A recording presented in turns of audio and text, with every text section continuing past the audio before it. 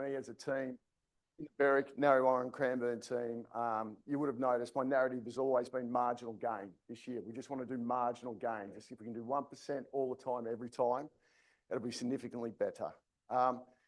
Next year, we're all about doing, our thing is going to be shift happens. Not shit happens, but shift happens, okay? Which I've got Fab that will very much translate that for us better, but shift happens. So we're going to do that. And I was lucky enough to go away and with some really industry best people, being Place Real Estate, Harris Real Estate, Upstate Real Estate. And we wrote down and we spent a whole day locked in a room.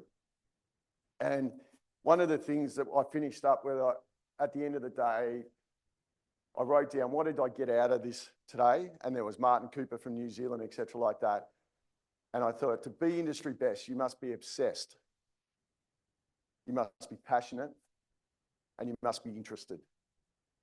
So I've really focused on that and walked away and okay, today is about 2025. And today is about you guys writing down and say, right, if next year, whatever your narrative in your office can be anything, it's your narrative. But for us, shift happens. But it'll be underpinned by being obsessed and it'll be obsessed by making things happen. We don't want to be interesting. We want to be interested in real estate and we want to be passionate. That way we'll get the best out of our team. So today I would like you guys to treat it that way. Get engaged in it. Get involved. So obviously I'd like to welcome here to HQ. It's our final year. We're going to have a barbecue afterwards as well, which is fine. Get just a connection piece. It's as Dr. Edward Halliwell once said, the vitamin C is the most thing that we can do. And the vitamin C is so good for us, and that's the Vitamin Connect. So that's what is here today as a group, again, to reset, refocus on 2025. It's been an extraordinary year for you guys. It's been an extraordinary 5 years for all of you guys, but it's actually going to be more next year again and again and again. So we think that we're best suited to take you guys on that journey, to educate, to take your landlords, to help your tenants, to focus on director support in that space, and more importantly, to focus on you guys being utmost professionals in the industry. So that's how it is today. And to do that, we can do that. I'd like to mention Direct Connect. As an organisation, Helen's on holiday. She couldn't be here today, but most of you guys that use Direct Connect, come in. I do have some team down there, the regional team that are zooming in, which is great too. So just bear in mind, if we get a microphone going around, we do have the regional team.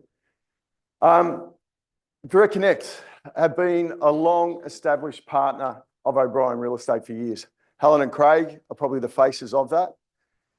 Now, I know that a lot of you guys use them, some don't, but I will tell you now, without partnerships like Direct Connect, we couldn't do days and we can't get next year's speakers. We've really ramped up next year in a professional way to do the very best for you. So I'd like to acknowledge Direct Connect, Helen and Craig, their faces and their support this year, and I know that they'll come back next year with their support. Just for the other guys, just to let you know, we will be having a break, coming back, and then a barbecue, so we're all good, so don't stress. So just as we all get in here, and a lot of people, new people, consistent people, but the understanding our purpose is really key. Because at O'Brien Real Estate, a lot of people have actually said, how did you grow so quickly and keep it as good as it's got and get the very best? Because we've so clearly defined our purpose is to create a place to facilitate growth. And I look in this room and I look at our change agents over the years and I look at the people that I work with, and it's extraordinary to see where people have started. And we talk about facilitate growth. Like look at Ash, who started as a cadet in accounts, I believe, in corporate accounts, went out, obviously then worked as a salesperson, come back to corporate in marketing, now operational manager at Carrum Downs. That's what O'Brien Real Estate's. They're representatives. I've got Caitlin here that I've worked with. She started on reception, a cadet, etc. now, and she's just hopefully going to nominate for the change agent by the end of the day. I'll put the pressure on now. All right. But what I'm getting here is, guys, that's what we talk about when we facilitate growth. You know, there's many stories within that, in this organisation, but if you actually start the day and you play that purpose out, you'll find it's a better place to work. Obviously, the roadmap is our values, which is we comfortably say family, mutuality, realising potential, embracing change, and obviously health and energy. And at this time of year, always you've been dragged everywhere. I know that. I am. You are. But just remember that if you ever get in a situation, okay, would our values hold up here? Is there a little bit extra? So when a tenant needs to, you know, for whatever reason, they're ringing up and being a little bit crazy, okay, maybe it's not you. It's probably definitely not you. Maybe it's them. But if it was a family member, how would we treat them? The same thing, mutuality. Just if it was you, how would you like to be treated? And then play out the best to Christmas by realising your potential. I know that we've set a goal in our organisation, in our offices, to make sure it's the very best Christmas we can possibly have. And how do you have a very best Christmas in property management you can possibly have? Is make sure the phone doesn't ring. So it's really easy, isn't it? Get those task-based jobs out of the way. There's always going to be emergencies. We certainly know some days, Christmas Day, Boxing Day, is going to be a storm. Or you know that evaporative cooling don't work over 30 degrees and you're going to get phone calls about my air conditioning's not working. But we also know that then there's people that are going to need help, hot water service, etc. But let's try and get to the Christmas and have the very best Christmas we can possibly have. Just a little bit of our October report for you guys. 268 properties let, 1% vacancy rate. Average rental price at O'Brien now, 621 and growing. And our highest weekly rent, $1,400. So when you look at Melbourne's average weekly rent and you look at ours, we're really placing that. Now, it's strategically placed O'Brien Real Estate. We make no apologies for it. When we actually started real estate back in our business back in 2010, Fab, myself, and Hutch, we actually strategically placed that we wanted to be real estate offices in areas that could grow net wealth for us and for our clients, which means there had to be rental departments attached to each business.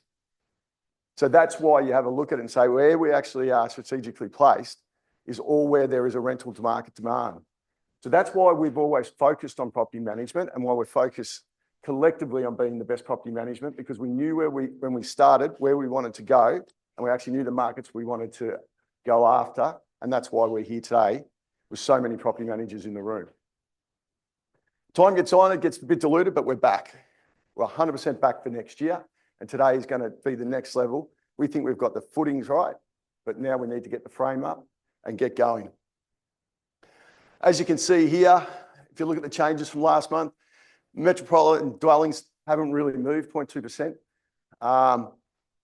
It's a regional market, 0.2%. So you can actually see we're probably the only state in Australia that's actually not moving at the moment, which is causing a little bit of grief for you guys because investors are second guessing their investments at the moment. Should I keep it? Should I go? What's going to happen next year? What does it actually look like? So there is putting some upward pressure on you guys as property managers, because I know as a landlord, I've certainly second guessed my investment properties this year. But I also do know you step outside of Victoria in the Victorian bubble that we're living, and every other state sees us as good value. But yet we're talking to investors because we're slowly but surely getting the negative talk. So this side of talk is really being negative, but yet you step outside of Victoria and everyone sees Melbourne as great value. A very good friend of mine in Tasmania, he said he can't believe the prices of units in St Kilda, they're just cheap. Because you can't get one in Hobart for that same, let alone St Kilda in a metropolitan state like that. You know, how can you get outside and get property still this value? And yet with rents going up, with migration coming in, but yet because we're in that environment where we get our landlords, should I sell, should I not sell, what's all going on that, we forget about it. So let's be positive about it and realise that this is an opportunity next year with a positive mindset, because Victoria is great value.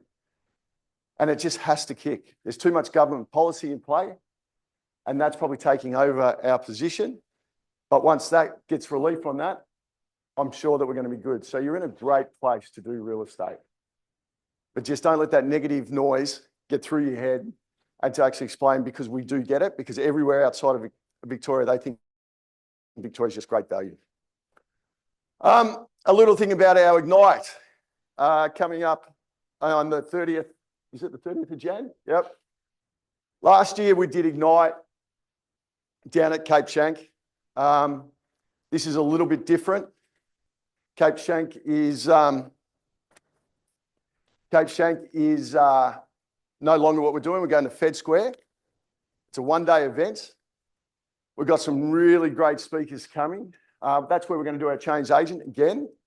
But this year we've got Chris Helder coming, who will kick us off. So for people that haven't seen Chris Helder, fantastic, been around real estate for a long time. Actually, my first coach in real estate in 2001. He looks a bit younger than that, but seriously was. I got to meet Chris in 2001, my first real estate coach.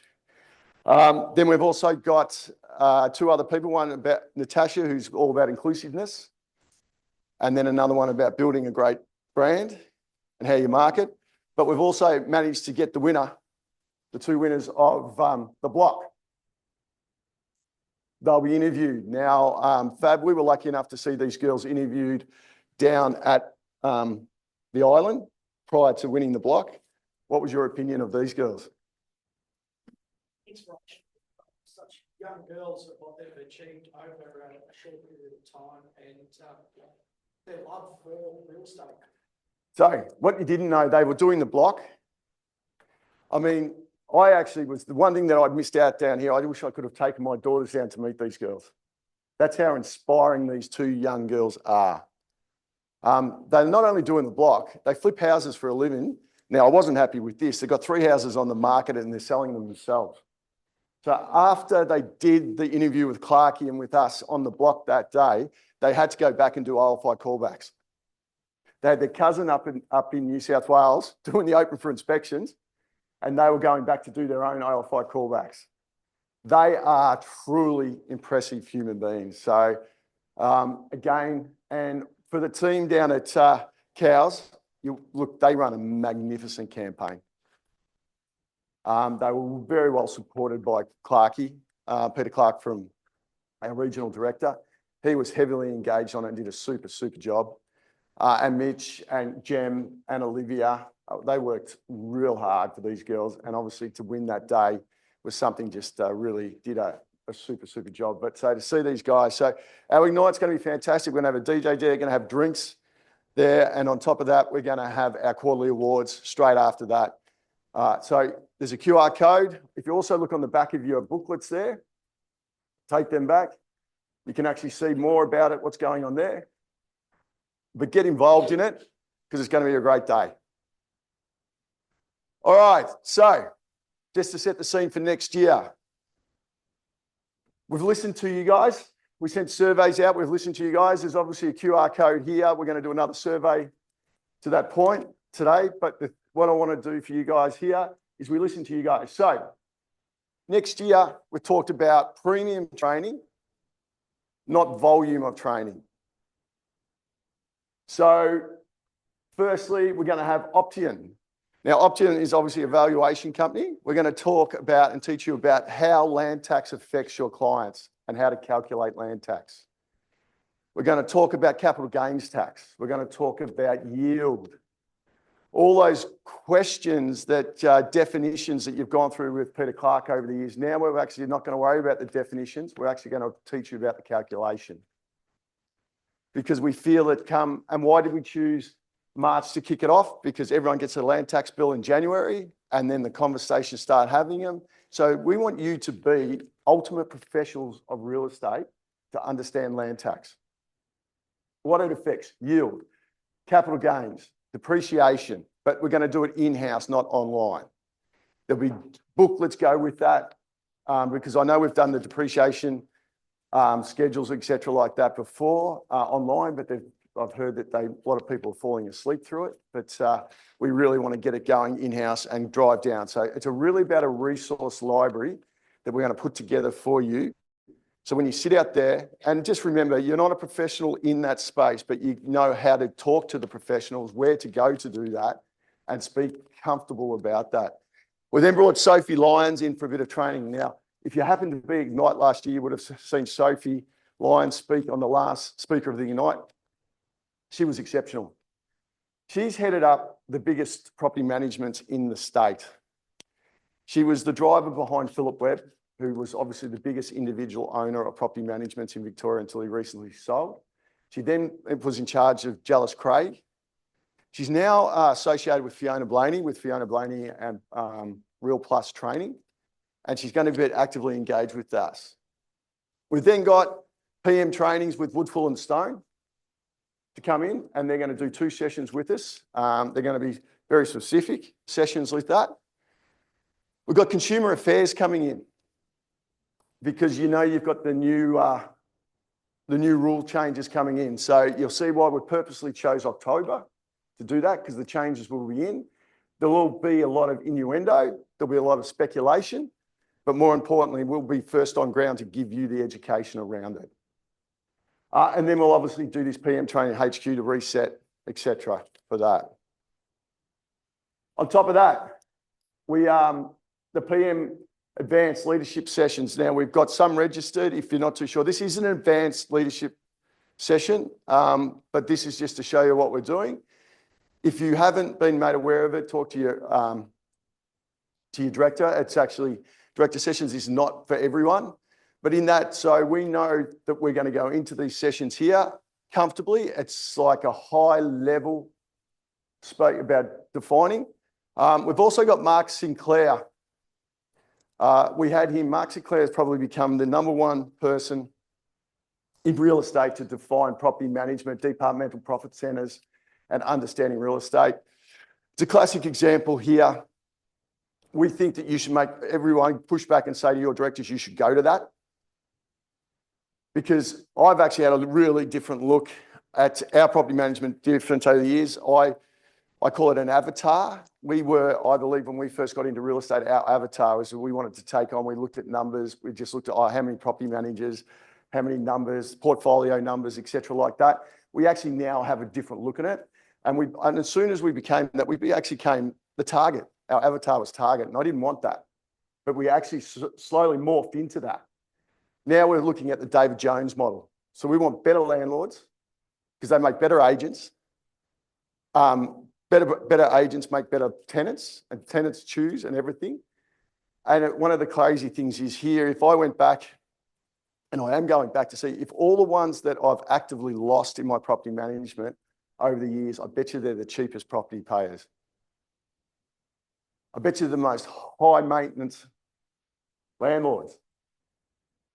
And I bet we've fought like hell and worked 80% of our time on those ones to save those ones when we haven't gave great quality service to the 20% that are actually fantastic. So we've actually changed our avatar to a David Jones. We actually understand we can't be a Louis Vuitton in our area. We understand that. But I certainly know Myers David Jones works very, very well for us. And Mark Sinclair is going to actually drive down for you guys, for your directors, for your team leaders to understand really the value of those and how to make better return. Because the old days of real estate 101 saying that 150 properties per manager is out. Because with the average rent going up, it's all about revenue per portfolio these days. Understanding clearly the value of that property. Your auxiliary fees on top of that, where you can go. And don't fear these auxiliary fees. I know a lot of property, oh, you know, there's going to be a massive uproar if you don't do it, but we're also going to teach how to transition into that. We also have Sarah Sincotta coming in for BDM as well. But we've actually got a little bit smarter this year with the BDM training, because what we'll do is we'll have property management training in the morning and then BDM training straight afternoon, so you don't have to come back in and out. So we understand that we're probably, with HQ, we got very excited. We ran a lot of events, but we probably ran too many and didn't actually get the logistics right. So with that, we've got Sarah Sincotta, so there'll be a session straight after that. So for the guys that want to be part of that, you can feel comfortable that you can go in. It's a 2.5-hour session. There's multiple sessions on that. But you're not going to have to come in for a whole day like we did with JP last week, but we're just changing up with Sarah for a change this year. A couple of things that we definitely on the boards. We apologise for the family day. I think we got event overload. We are absolutely at a corporate level really hurt by not having a family day because it's a number one value. It's actually what built us. It's fundamentally the most important day we've always had, but we just got it wrong, and we apologise for that. Whether we got the location wrong, whether we got the timing wrong, I think we just got it wrong. But I do know the feedback and the phone calls I got afterwards was insane. But it was interesting, wasn't it? Because I got the phone calls and everything straight after, but yet some of these guys hadn't registered, and we had to make a decision on that. You know, oh, what's going on? Oh, we were going to register. I said, well, Jem did a great job. She texts a lot of people out and do that. So we had to make a call on it, but we apologise, but we know it's back. But it might just be back at the zoo. You know what I mean? The zoo has been a winner, probably logistically easier to get there. I know my kids have been part of that family day for 10 years that we've been running it, and they love the zoo and everything like that, but we will certainly bring it back. So we apologise for cancelling it late last year. It's a fundamental part of our business. And we got it wrong. But what I did also suggest for everyone there, that the people that rang me up afterwards, if you had only registered, we probably could have got it right. You know, they just didn't register in time, and we had to make a call on that. Our gala, again, is on the 16th of August. We hopefully have booked yesterday, Jem, did we? The Plaza. So new event, new venue, the Plaza. It's going to have an extraordinary theme attached to it. I think if you went to the gala last year with our singers that we got there, which I wasn't aware of, was fantastic, and the theme, but we're going to have a great theme around this one. The Plaza is an amazing venue. And you know the best thing about the Plaza? No mobile phones work there. So you'll be 100% engaged. Your cameras will still work, but you won't be able to text, email, or do anything because it's underground the Regent Theatre. It's a classic, iconic Melbourne venue. And as I said, the leadership conference this year, we're taking all directors and people that have been invited to Adelaide Hills, Mount Lofty, where we've got some amazing speakers, as I said, Phil Harris, Owen Wilson from REA. So we've actually looked at it and said, okay, let's double down on quality, not quantity, and make sure that every event's perfect. All right, so we're going to do the survey results. The issue is the survey results didn't go out. So I'll have to do that. So what I'm going to do, you'll see here this QR code. At break, that when we have a first break, guys, what I'm going to do is get you to just do the survey results, and we'll look straight after them at the end with all of that. So we'll have to miss that. So we've got that here. We've got another, just a quick 20-minute. We're going to reset and end of year property management training. Oh, you're on your phone, sorry, Shah. All right, so you've got your booklets there. We went through some things there. It's a collective team. I see most of you guys are sitting in your team environment, etc., like that. So it's really, really cool. We'll go through there. What I need for you guys is a collective work together, because this is, as you said, this is not for me, this is for you as such. And then we'll get that feedback. I want you to work together because a lot of you guys this time of year are so focused and really focused on the fact that what you're doing day to day, that you haven't actually reassessed your whole year and probably haven't done a really good job of congratulating yourselves. That's what you property managers unfortunately don't do. You don't pat yourself on the back. And us as industry, we should sometimes walk up. Now, I walked into Jay today and you don't realise what you did, because I actually walked in and I go, I'm a bit crook, you can hear that. And I said, yeah, but I'm actually pretty fit, the fittest I've ever been. And all she did is just walked up and give me a high five. How often do you actually high five people in the office for doing a great job? And the true story is you don't. But you don't follow this. So what I want you to go through here is let's have a look at industry trends at the moment. Let's have a look at regulations, new regulations, compliance updates for property management, and let's have some creative solutions around any addressing current challenges in that activity, right?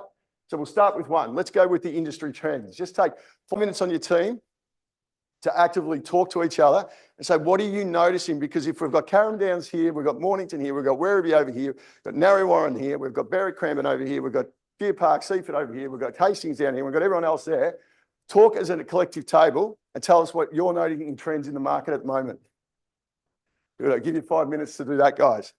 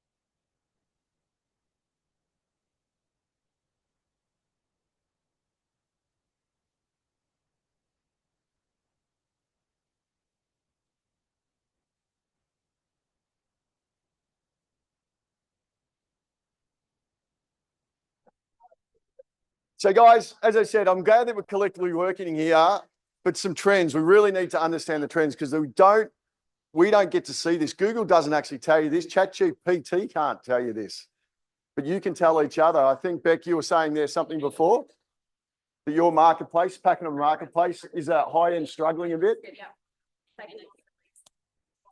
Yeah. But yet 1% vacancy rates over here, but we've still got that high end marketplace. Yeah.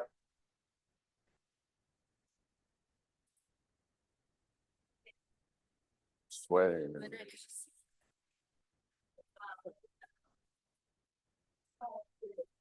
Yeah.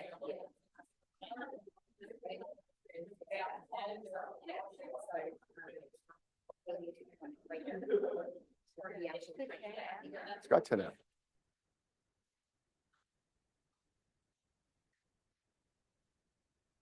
Double check Spotify says ads. Right.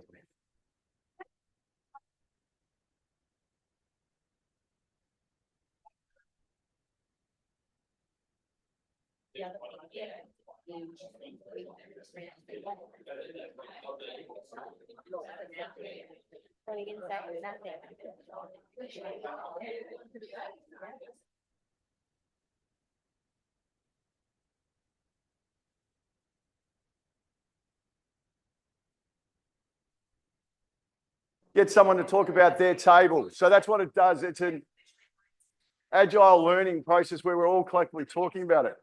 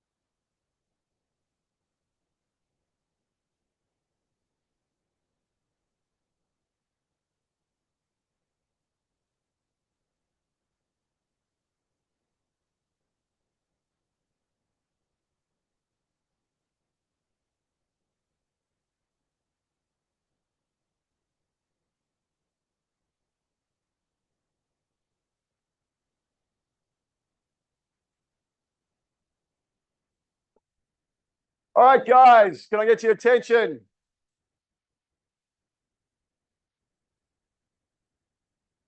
Where's she? Oh. All right, so I'm going to get, as you've collectively spoken to each other there, which was really good because I think there's a lot of common themes. Hang on. How do I turn this off? Done. It's very hard. Kelly's got the microphone all the way up the back there, so it's good. So let's go. So I'm going to get each person on the table just to quickly stand up and talk about just sharp points. If you heard these points before, you can collaborate on it because these trends for me are really important to hear and at other people. So Beck, I'll get you start here for us. What was your table talking about certain trends in the marketplace and were they different to Carrum Downs, to Mornington, to Pakenham?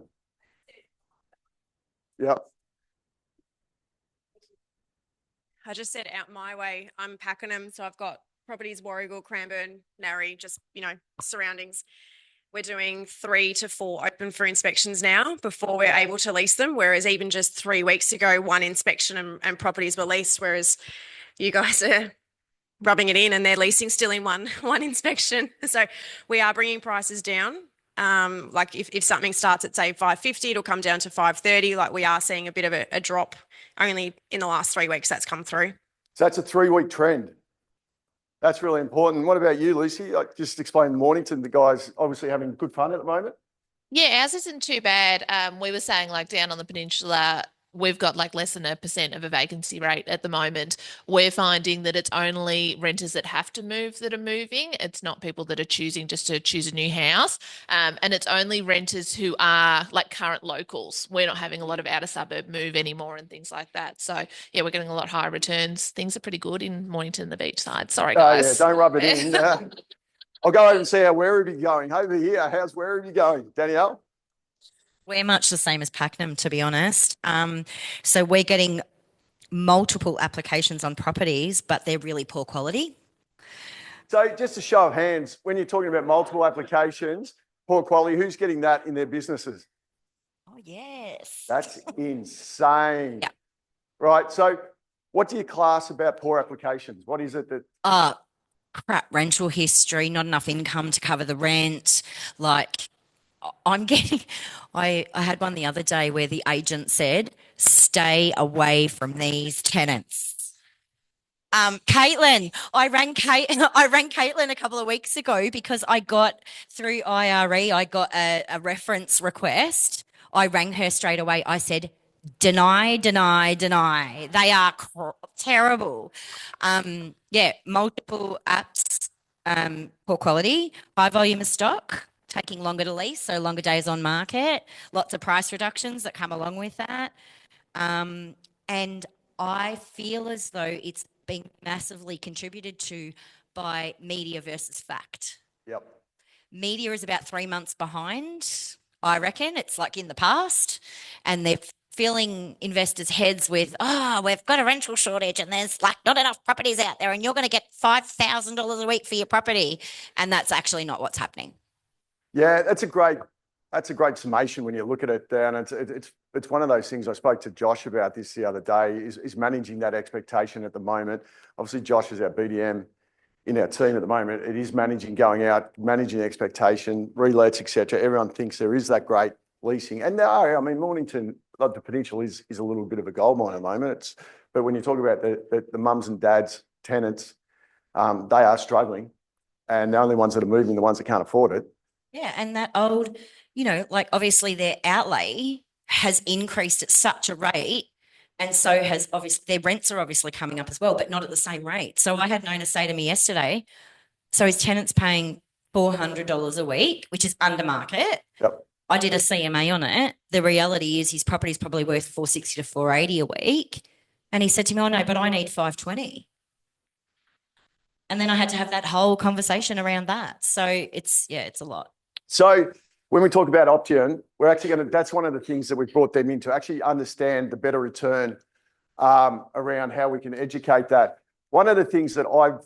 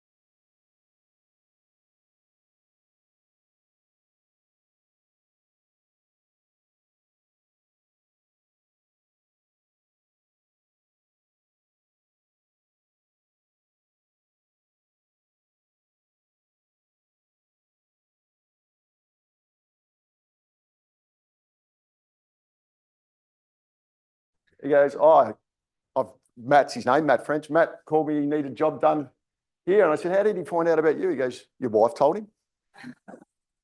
So what I'm actually getting at, guys, those trades that we've had for a long period of time, let's support them because we're going to need them and they're going to bounce back. But don't be afraid to have the conversation with them that they're too expensive, because if you've got to get 3 quotes, it's bloody hard work, isn't it? Danielle. A couple of weeks ago, the other thing that we started doing is negotiating payment plans for the bigger jobs with your trades. All right, so it's a classic on that. So just for the regional team down there, Danielle said they're actually started negotiating payment plans with the trades. There is another solution. What a fantastic idea. So, and if your trades know that at the start, there shouldn't be a problem, isn't it? And we can facilitate those payment plans. I think there's an excellent job. So, Michael, just to finish off your table up there. So if we can grab that mic. I think from what everyone's saying, it's sort of across the board, all these issues. We probably didn't have much different. We've found down in Hastings that we're not getting as many couples moving into properties. It's a lot of single parents on Centrelink and things like that. We're not getting that sort of working couple down our area. Yeah, it's interesting. And that's obviously affecting, their applications and affordability because, rent's going up, but their wages aren't, and a single person can't afford the rent, unfortunately. It's a tragic play out there at the moment. It's really good. So, guys, next one here, new regulation compliance update problem. What's the number one on your table, a quick, that you think is going to affect you next year? The regulations that affected you this year and what's going to affect you and what you're scared of or what you find hard to deal with, just as a thing.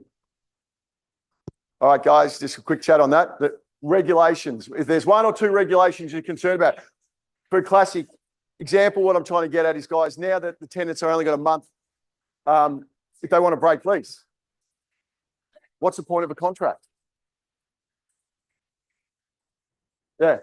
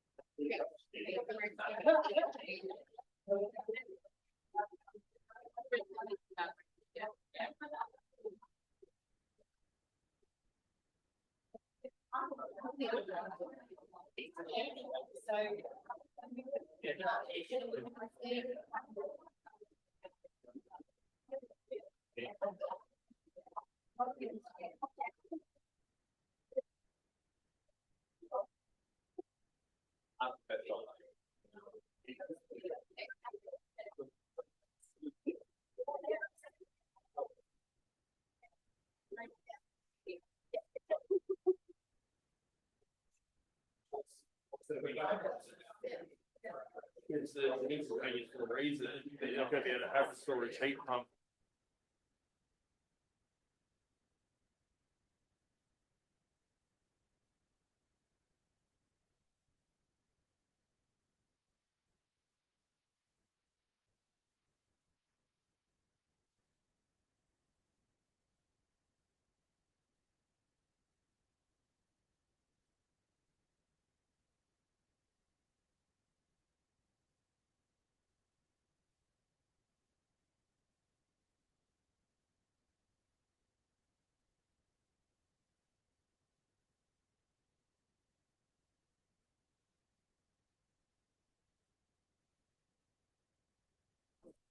Excellent. So, Michael, you might as well there. You're very good on the microphone.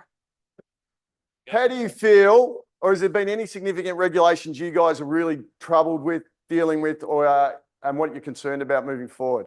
Obviously, I understand the whole concept of changing a gas hot water service to a heat pump for energy efficiency and things like that. The only thing that's really questioning me is something that's got like an instantaneous box on the wall. Where would a heat pump storage hot water service go in like a unit complex and things like that? And there's going to be a lot of logistics around that. Mate, you're the plumber. Yeah, I know, and that's why I know that that's going to be a big issue. All right. I'm going to move on to that one because that's too hard for me. All right. I'll go back down here. Caitlin, what are you guys talking about on your table? So we were talking about a lot of the compliance. So when compliance comes in for every property, not just the ones after, leases started in 2021, our Seaford rent roll particularly has got a lot of long-term renters in very rundown properties where owners keep the renters happy because they know if those renters vacate and they have to do compliance, they will fail. Yeah. So How many people have got those sort of properties on their list? What's your solution? I just said to Lisa, we might lose half our Seaford rent roll next year. Seriously? So we spoke about how many people have got those properties and what is your solution on those? My solution around that would be start having those conversations now. Start getting them done bit by bit. Upgrading to, things like split systems and things like that, because at least that way it won't be as bad once it hits. Yeah. Not that I know.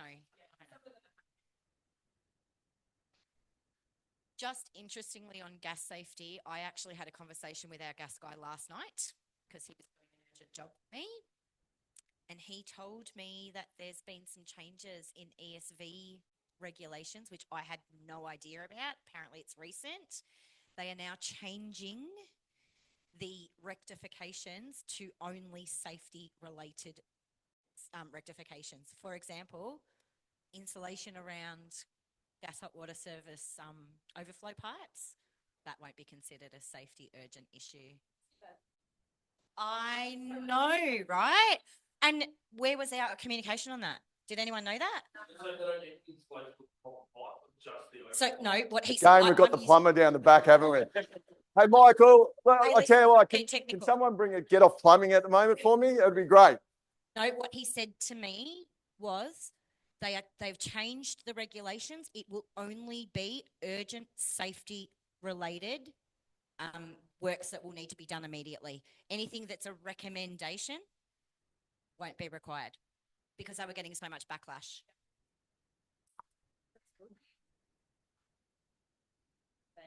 No issues. So I was like, why? So I reckon that'd be fine. Say again. Sorry, Jay. Sorry, I was just saying I got a compliant that I thought would have those small little niggly things to get done, which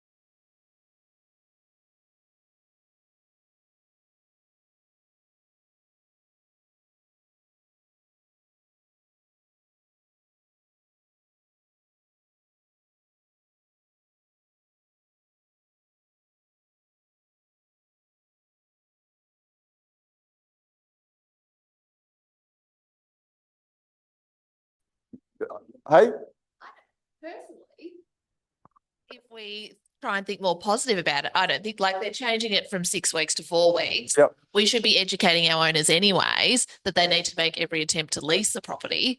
So I personally don't think it's that big of a change. I would be more nervous of our last no reason notice going than our break lease. yeah. So tell us more about that. So at the moment, you can give a notice to vacate, obviously, as we all know, on the first fixed term tenancy for no reason. But they're talking about getting rid of that. So we can only give a reason. So the repairs and renovations, owner moving in, sell, or do something else with the property. So we're all going to have to be a lot stricter in regards to processing applications and who we're recommending to put into properties. And what, It was supposed to be passed last month, but they haven't come out with it yet. No, not yet. Don't panic, plumber. so guys, there is a lot coming in, isn't it? The minimum standards, compliance, no reason to vacate. It's all geared in one way. We can actually see that. And your owners, like all of us, they try their very best. The key to this too is your sales team will actually help you out, and they'll actually tell you a few little porky pies to help you get their properties on the market quicker and do everything else like that. The one thing that I heard over this table here, tenants know what to do. Do we all agree that tenants are better educated now on the rules around what they can and can't do? Are they better educated on knowing the flaws in the system and actually utilising those little gaps? Excellent. Right. So I appreciate that. So obviously with some creative solutions and brainstorms, I'm just going to, for the perspective right down here, how do we come up with these solutions, right? And the first solution is here, I think I've worked out a monthly newsletter, yeah? Or video. Excellent. Go.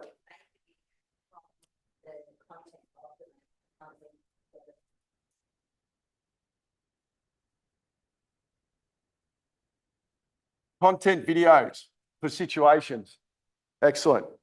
What else can we do, guys, in relation to some solution-based for next year? Blackburn did it last week before the trading night. The trading night?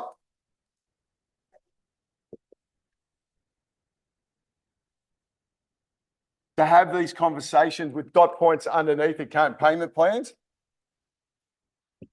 Price. So what I'm doing for you guys here is we're just going down through here, certain things corporate can do, but imagine if you automatically went back into your business and said, right, we're going to have a trading night.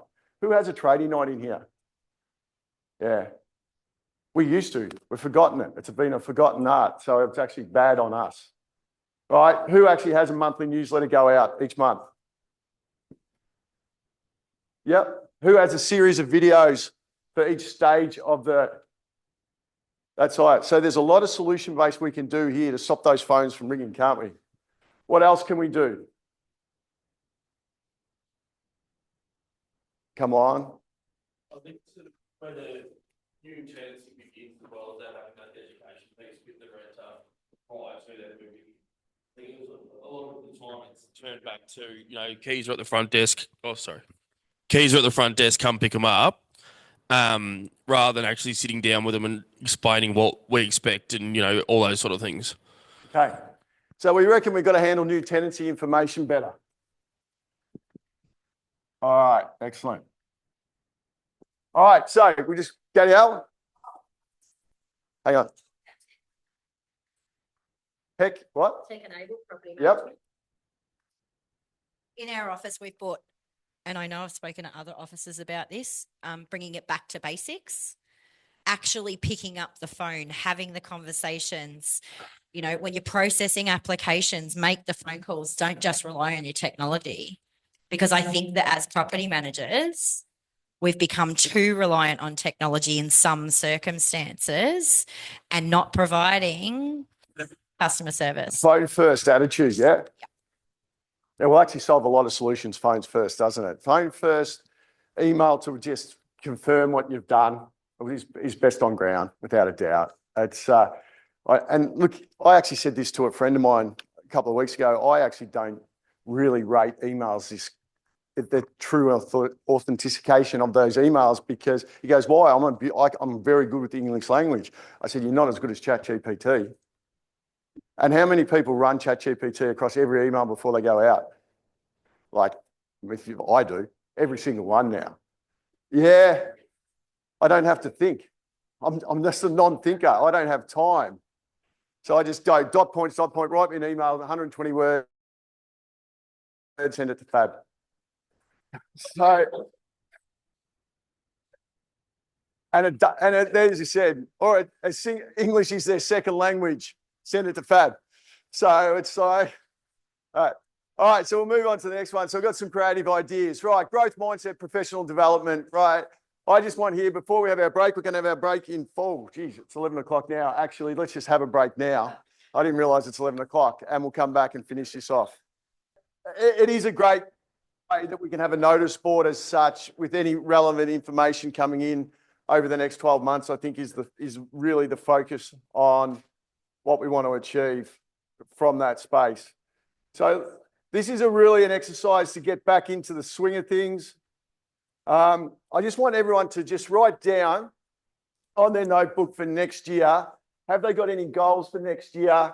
Have they got any ongoing training that we haven't already done for self-improvement? And I want to just write down a reflection exercise of what you've achieved this year for the next 5 minutes, and talk to your client. Have you had a good year? Have you had a shit year? Have you had a year? Because next year shifts happens.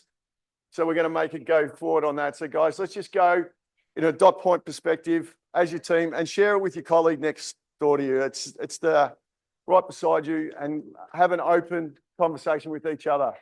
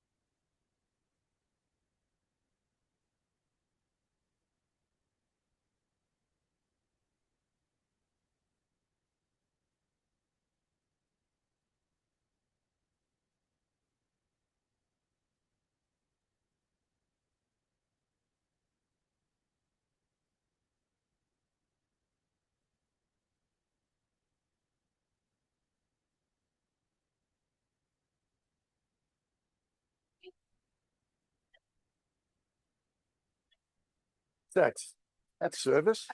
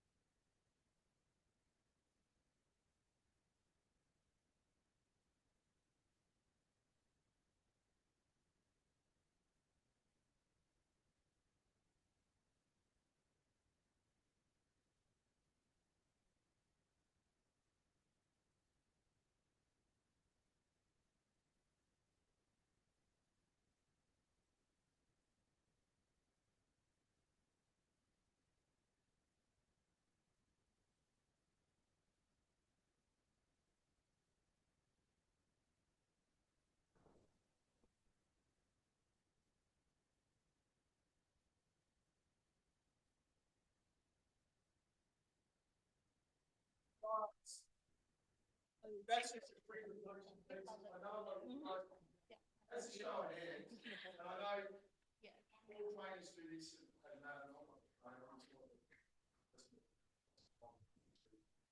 learn that how the regulation is on control.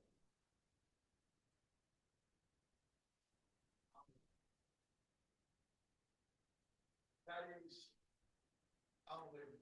That show of hands is so fantastic to show everyone. Because what you get in sales, coming back, how do you reckon that, Sorry for the guys up there in regional. We just had a show of hands for how many people had goals. And I would say more than 75% of the room are goal-setting people in here. How many people actually, of those goals they had last year, achieved all of them? None. So there's a gap. So what do we have to do? So you don't have to worry about it next year. How many have actually written down the same goal that they didn't achieve this year, last year? Maybe one. Maybe one. And as I said, for me, it's really simple. And again, I talk about the gap. Does anyone understand what the gap is when you hear that word? Well, one of the things that I believe in is the gap. And we do it a fair bit. We've done it this year. And to say, if this is where we want to get to,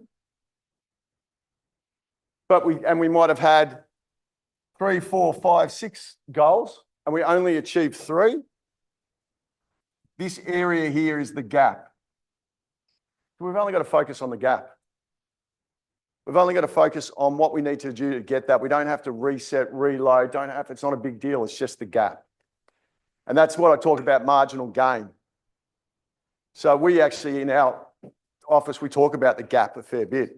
They come from a really great mindset coach, Gilbert Anoka. We were lucky enough to see he was the mindset coach from the All Blacks, the most successful international sporting team in history. And that's what we talk about, the gap. That's really good. So it's great to see so many goals. In the reflection piece, has anyone really had a standout achievement this year that they could share with anyone that they're really proud of? Jay? Where's that microphone? Over here.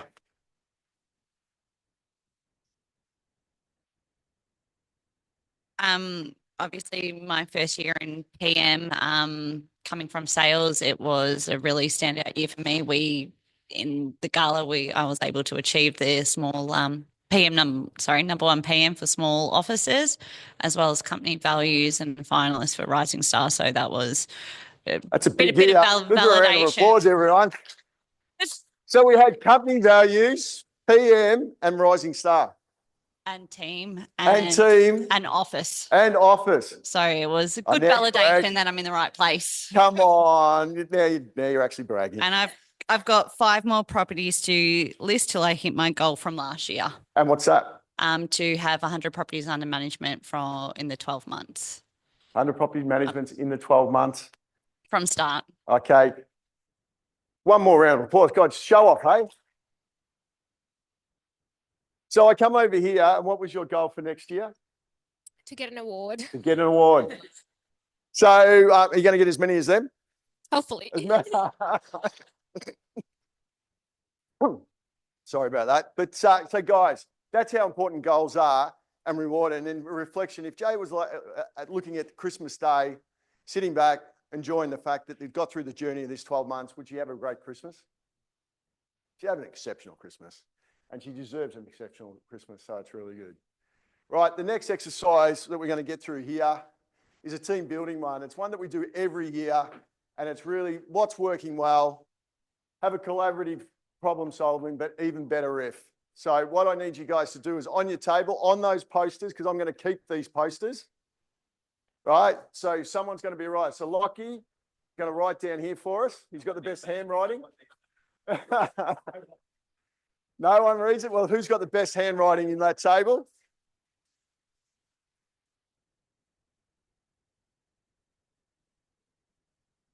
This can be directed in your offices. This is a collaborative. So whoever's got the best handwriting, what's working well, even better if.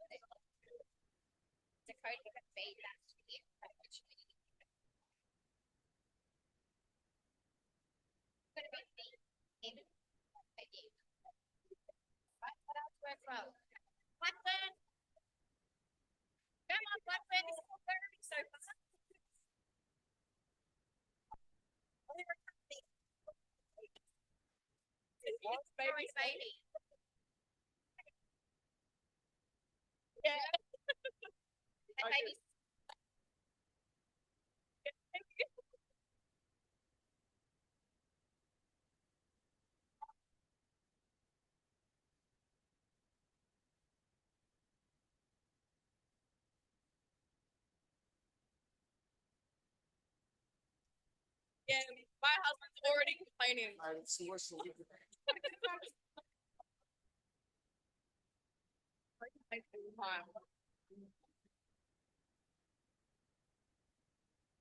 Really left over.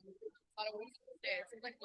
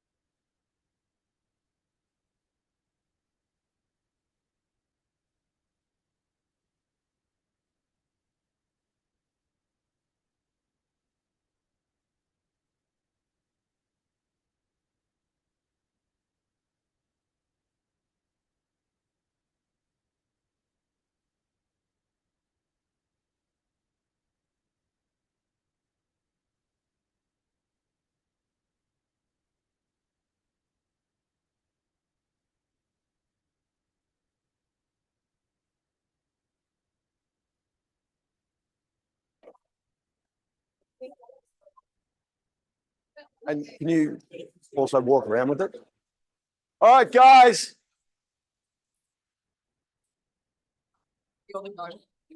Thank you. My voice has only got a few more words left in it, and I do apologize. I have been a little bit ill, and I hope I'm being clear. I'm doing my best. Awesome. As you said, it's a collaborative piece. I spoke to a few tables when I got around there. I certainly know Danielle was looking forward to this in particular. It's been a massive part of the O'Brien business, full stop, since we've started. And that's because we've always believed in the process of collaboration. Now, a lot of trainers and groups go do a SWOT, which is strengths, weaknesses, opportunities, and threats. I find that really negative. I often do move into a trend and I actually sometimes don't. When you do that, I'm also not against doing that, depending on where your business is at. Identifying weaknesses is really, really important because it's easily fixed. It's got to be fixed with either a system or a person. But sometimes we don't identify what's really working well and we can fix it. And as you said, sometimes you need to see the cracks so you can actually fix the cracks, and you'll do that. But the reason why we do it on a different table for each one, because each person has something going good. So what I do in your book, if there's something that you should think to take back to your business might be that valuable to moving your needle in the team, would be fantastic. So I'm going to go around. Each person's going to speak on that one. I've got Renee. She'll start here. Fab will come around and we can go there. So Renee, obviously we do this a bit and we find a good reflection piece. What did you guys come up with? What's working really well, but even better if?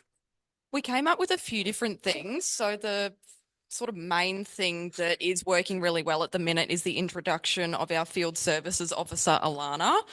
So her job is pretty much on a Monday and Tuesday. She is purely doing inspections, whether that be routines, condition reports, whatever the case. So she's managed to successfully book in and she's almost completed all of our routines for the end of the year up until like end of January. So what we put into Narry Warren is field services, right? Now, these two girls have been with me from the start. Very, very impressive. Alana, Fab. Alana, how long have we known Alana for? Fab? Alana worked for me as an assistant, sales assistant, and then ventured off to become a mother of two children, and then wanted to get back into work. So probably been about 5 years that she was with us. So we've got that with and depending on how with you two girls, what do you think is your capacity with Alana as 2 days? She's 2 days or 3 days a week? She's just 2 at the minute, but we are trying to encourage her to pick up a third one. But yeah. So what do you think your portfolio capacity could be with Alana on 2 days? With 2 days, I reckon we could probably do about 230. But if we had a full-time one, I reckon we could probably manage 250 if she was doing inspections just full-time. So do you see that, Danielle?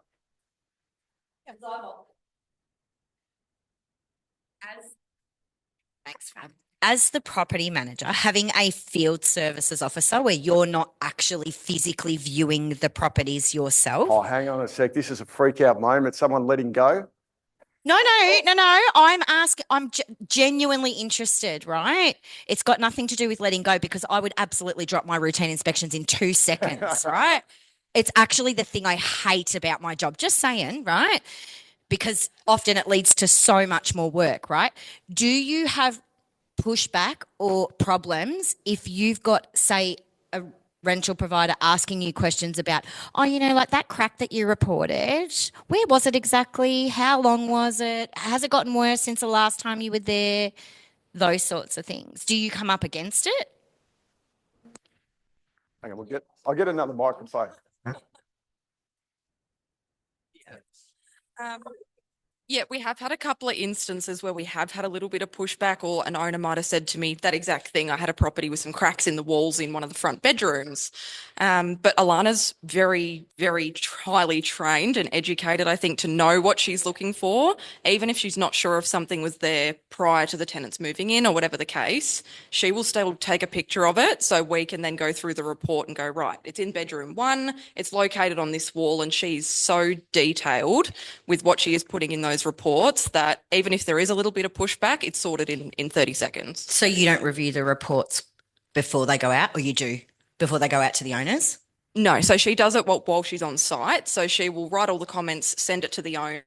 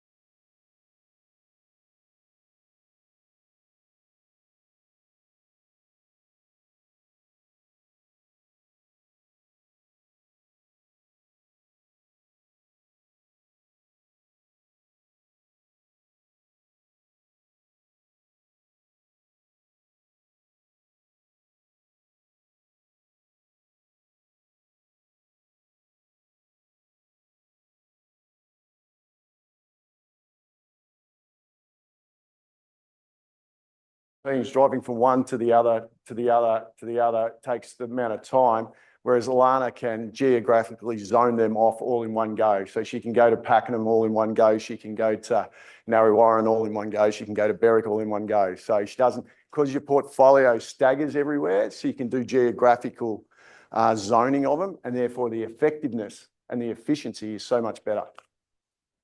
Excellent. Anything, Ash, what about here? Want to go through a couple of yours?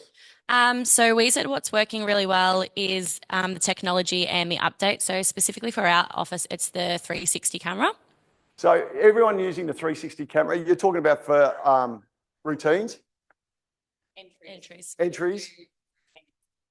It doesn't pick up correctly when you've got furniture and stuff like that. So routines would still like your photos of each area, but for the entries and exits, it's been fantastic. Anyone else using it? Okay, excellent. We said better if, for instance, if an office does aware of like a new update or a feature that's actually shared with others within the network, because our office might not be aware of a feature that, for instance, the Mornington office have come across. So I think just sharing that would be really, really great. We've also got our office's socials and content is working really well. Even better if we can get more relevant knowledge to present from HQ, which is what we discussed this morning in terms of video contents that would be good to push out. And then we can create the videos, as Danielle said, having that newsletter, you've got the content, and then you create that video to go out. So that'd be really good. Oh, sorry. And also what's been really good is VCAT training and magistrates training. Even better if we had a platform to share outcomes and advice. Tell me more. For me who's got probably not as much training in VCAT as some, the training has been great in terms of the role playing, just kind of getting a feel, but I know it's not the real deal. So I think if we had a platform within the network that we could just share our own results and outcomes, if it was just a shared file that we could, then we can go pick in, look at the research that others may have done to help us train a bit better and prepare for outcomes. So that way we are all, as a brand, we are all collective and kind of presenting the same information. That's excellent.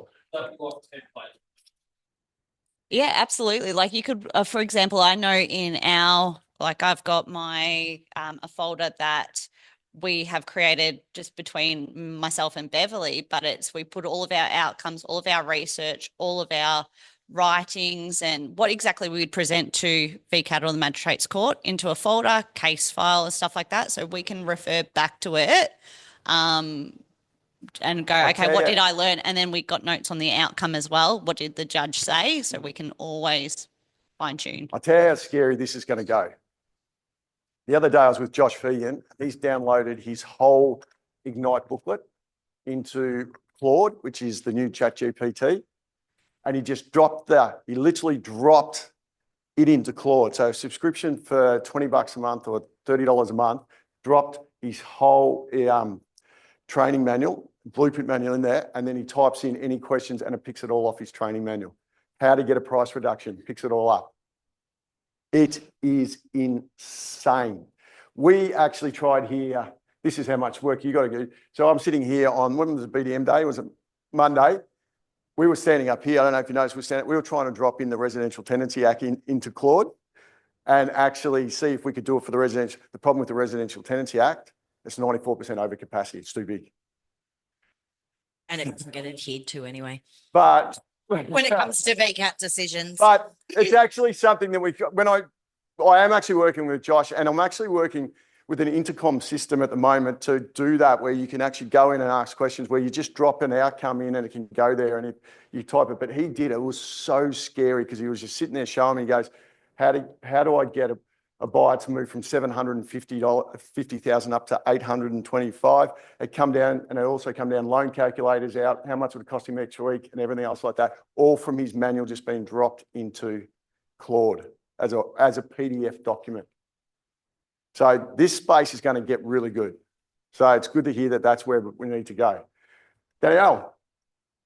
Firstly, Jay, I know you mentioned that to me a while ago, and I think that that's a fabulous idea, and maybe just thought we could tie that in with the property management chapter in terms of having like a separate area where we can come back to everyone at training or whatever the case may be. I know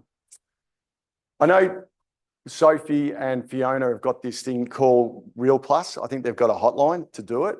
I've looked at that. So I know there's a model out there that we can replicate. So it's as much as it sounds crazy, it's so close. It's just about understanding how the AI is taking us insanely to places that we've never seen before. So yeah, great. So how did you guys go there? I've got millions of them because this is my favorite thing to do, but I'll pick a couple. So what are you pointing at, Suze? Our communication is working well within our office, but it could work better if we were to simplify it a little bit. I feel like we've got too many areas where we can communicate with each other. Like we've got chats in Teams, and we've got monday.com, and we've got, emails, and we've got Property Me, and we've got all the things. So again, on our whole bringing it back to basics journey, I think our structure works well most of the time within our team, but we've had a bit of a revolving door in our office for the last probably 18 months in one particular seat. We've kind of drilled it down a little bit, but that's property management. And I feel like if we drill down on it and refine it a little bit more, it could work even better, which is why I was interested in the field services officer. Just from a corporate perspective, I think Wednesday collectives are working well. Awesome. However, I think it would work better if we knew a bit more about the session prior to it happening, number one. And number two, and this was from my own experience, more interaction from the people that are in the room and having their cameras on. All right. It is extremely difficult to present to a room online when you can't see everybody's faces. And let me tell you, share something about me. I might come across like someone that talks a lot and is confident, but those things scare the absolute shit out of me. And not being able to see everybody's faces actually made it even more daunting. It's a simple thing. Even if you're actually working away and listening to it, at least you are working away and listening to it. And it's just really good manners, I feel.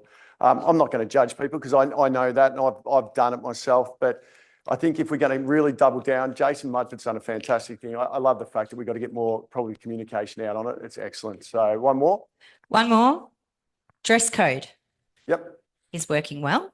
However, there are two things. One from an in-office perspective, and I think it could actually reach to the corporate at a corporate level. This was Dakota, who's our new property manager's suggestion, that we have a casual Friday, right? And that could be across the board, across the whole network. But for that casual Friday, everyone has to make a gold coin donation to a charity. That's actually how it started, wasn't it? Right, okay. Casual Friday was actually how it started. Donate, bring in $1. That's actually how, I think it started in primary school for me. It was like back in the days in primary school. So that was how casual many years day, ago? you had to pay that and you got donated to the church. Church did very, very well at my Catholic school, by the way. And the other thing, I just think that it could also work better if we had a little bit more clarification around expectation of uniform, Professional dress standards. code, Yeah. correct. Yeah, we're all working on that as it is. All right, Fab, who you got there? Caitlin? Oh, no, Maddie. Maddie? We said Lisa does Friday morning training with us every week at 11:30. So it's just a good time to connect as an office. It's all over Zoom, but she brings up things like legislation changes and everything like that. So we really appreciate that. We also said role play sessions, which is like Lisa again, like create scenarios that we make dialogues and scripts as an office to how like deal with certain situations, tenants, landlords. So that's things we do really well. We said, bringing our leasing team in the same office as us. So they were separate in Chelsea, and we really struggled to connect with them. So that's something we've changed. And we think probably having a better relationship with our sales team is something really strengthen those important. relationship. Yeah. Pretty commonplace, those models, aren't they, in particular? Mhm. So excellent. Thank you so much, Maddie. All right, who we got? Who's got it next? Rom. Oh, here we go. This is going to hurt. This is what costs. So our main one was Ignite is working well. Even better if we could change notes about applications, like applicants. So when they come through and open, we can edit and say things about them that only goes back to us. We can edit reference questions. So goes out to like all the property managers because the questions are just standard and we want to know more. And if we can cap OFIs, because you actually can't do that at the moment. So basically bring back IRE. Back is We also had what's working well is great. We have great team support. Even better if we did more team bonding and doing like an hour of power every Friday with everyone. Berwick assistants are working. We have 2 at the moment, which is amazing. Even better if they were more in a pod system. So one assistant has 2 property managers and the other assistant has the other 2. That's really all. awesome. Thanks, Rom. What do we got down there? We've got probably team cultures working really well. Probably even better if we had maybe a bit better structure within our office, or having those either in-office trainings or, one-on-ones or collectively, getting everyone's ideas so we're on the same page with everything. Another one would be goal settings working well, but probably having expectations or deadlines on those goals. That's pretty much it. All right. So the question on here is this is a little bit of an introduction. My advice to you guys here is that we do this once a year. Why aren't you doing this once a quarter in your office? And today was a 5-minute exercise. If you did this once a quarter in your office, what's working well, even better if, do you think you would have marginal gain each quarter? So it's not about here to find that. You've certainly give us, from a corporate perspective, a lot of takeaways. This is going to be the next one that you're going to love the most about the corporate takeaway here. It is, if you were the CEO of O'Brien Real Estate, what ideas could you give to us? This is where we go back. If you were the CEO of O'Brien Real Estate, what do you think that we could do to grow this to be the #1 property management team in the country. Think that big. If you were the CEO, talk to your team and you're going to get it up there. And the beautiful thing about this, it doesn't focus at me anymore, does it? So it's good. So take 5 minutes on that if you were the CEO. Geez, I've got people writing their hands now, haven't they? Hey? Geez, Lucy, shut the computer down. You're going, bang!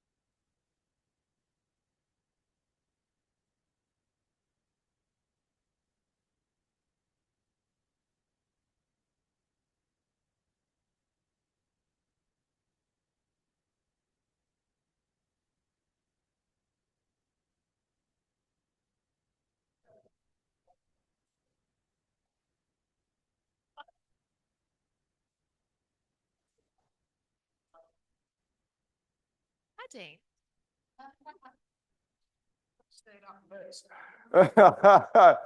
So, and this is the feedback, as I said, lots working well, even better if we're going to keep. This feedback is really important to us, and it can certainly go on track. So let's go. I've spoken to you about this before, but I do think we need to have a head of, like if I was the CEO of O'Brien, would have put a head of PM into corporate. So they could be out into the offices help where the offices need with growth, understanding those things, not just it's about numbers with, how much revenue is coming into the business, where we're losing revenue. What Shella did was great in regards to the audit, but, someone to actually come and look at the portfolios to see where you could lose and things like that. So actually having a person who could do that. Implement a stronger marketing campaign for PM. Like, for example, we have our summer select for sales. Why don't we run something like that similar for property Great management? Yeah. No, that's a super right. Well, yeah. Jim and Shelley do so much hard work for us. I think it would be nice to see them with an assistant. And a night for investors. So not actually current investors, investors who don't know how to purchase their first property, what to do. Leaning more on our investor nights are great, but they're all normally current investors. Why don't we run something that actually helps investors purchase their first property? That's excellent. Absolutely excellent. So do you see when you actually sit back here and go, right, so when we turn around and go, okay, if you're the CEO, what could we do? Fantastic. You can also reflect on some of these and go, okay, I'm the CEO of my own life, aren't I? Is there anything I can do to CEO? I'm a CEO of my business, but that is excellent. Anyone else got to share something with us? Over here, Fab. I had a lot of the things that Lucy had, but I also had more corporate resources in terms of, you know, obviously we've been around for 5 years now, and I feel like that the brand and the number of offices has grown so quickly, but there's still the same amount of people doing the corporate side of things, which would obviously then assist with things like, you know, a PM summer select or whatever the case may be. There seems to be a lot of like sales focused stuff happening within the network, and I feel like, and I've said this to you before, I feel like PM's been left a little bit behind when it comes to things like that. Focus groups throughout the year, maybe one a quarter. I don't know if that's a thought where you can discuss things like this. You know, like sort of like a network, what's working well, even better if, but info share, feedback, training ideas, all that sort of stuff. And for company growth, I know that this is something that's probably bubbling away in the background, but I feel like uniformity within at a corporate level, there's a lot of uniformity within the sales side in terms of, you know, collateral, listing kits, that sort of stuff, and the theory behind it, but the same doesn't apply to property management. Awesome. I like this one here. Just show up. Hey? Someone's written, just show up. Okay. Nice. Nice. All right, Renee, what had you done? So I think Fab might have pinched that from our book because that was on our book. Yeah, just being more involved with like property. Oh, sorry, that's Shelley's phone.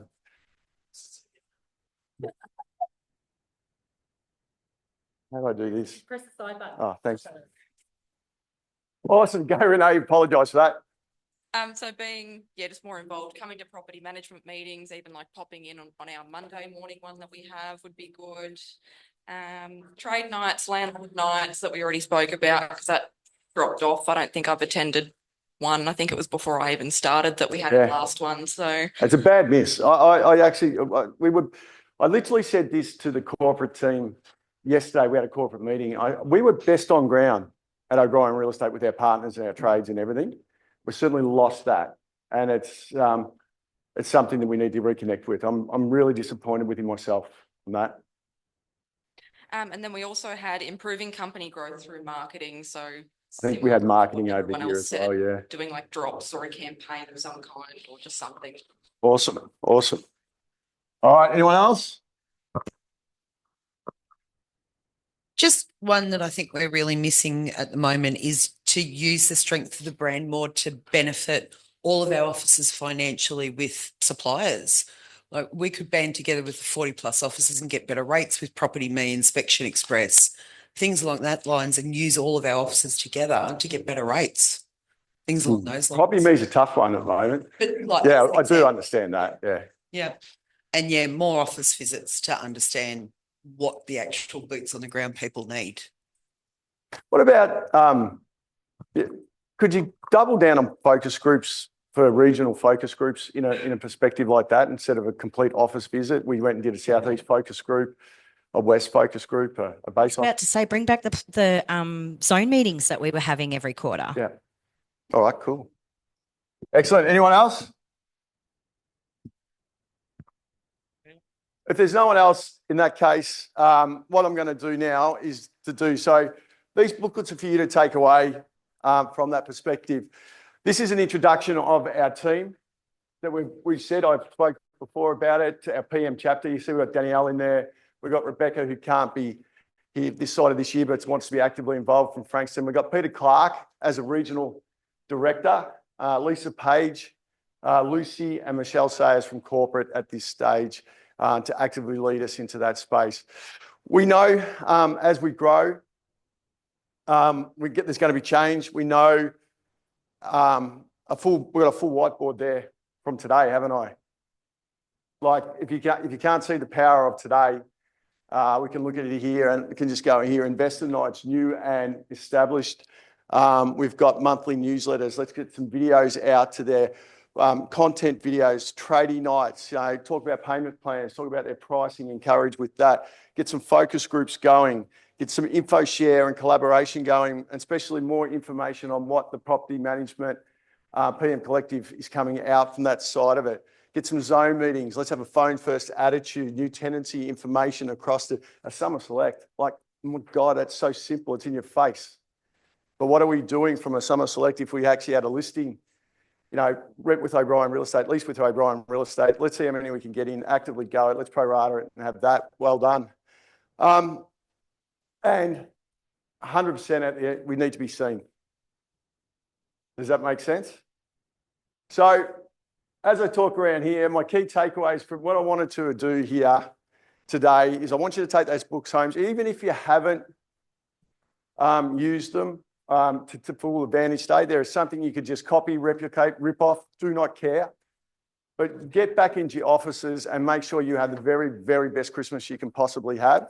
And if it means just a morning session with your team to reflect on what's working well, even better if it means if there is some things there, don't suffer in silence. As I said, with the girls down in the Narrow Orme, that's where we're testing our field services. You've already heard that. If you want to reach out and find it and what's working well, even better if, what would we do? You notice that the Berwick team and Cranbourne team aren't doing the same as the Narry team because we're not too sure which way it goes either. So when you make change, you don't necessarily have to make change across the office. One of the key things I've learned is when you make change, because change needs to happen for shift to happen, is that sometimes don't do it across the whole office. Just do it in a really good portfolio or a good portfolio manager. So therefore, they will tell you what works well, even better if. Because when you go cannonball, it can go chaos. But if you go scattergun, a little bit here and a little bit there, it seems to be more controlled.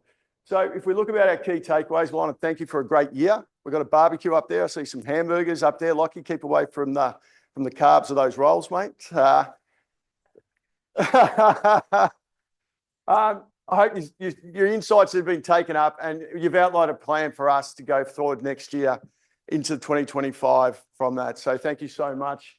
From that, what we want to achieve was a positive environment, a proactive approach, an actionable roadmap and a growth mindset. And I hope do you feel that we've achieved that?